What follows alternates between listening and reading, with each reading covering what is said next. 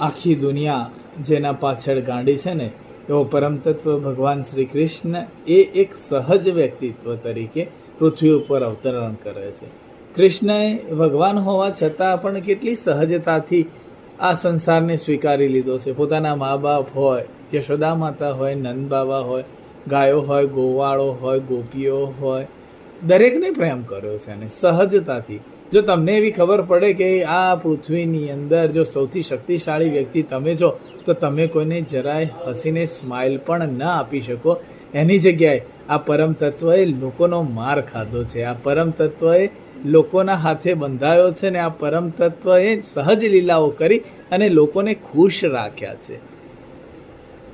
ભગવાન શ્રી કૃષ્ણ અને માણસની વચ્ચે તફાવત માત્ર એટલો છે કે પરમ તત્વ હોવા છતાં પણ સહજ છે અને આપણે કશું નથી ને તો પણ આપણે સહજ થઈ શકતા નથી. હરે કૃષ્ણ.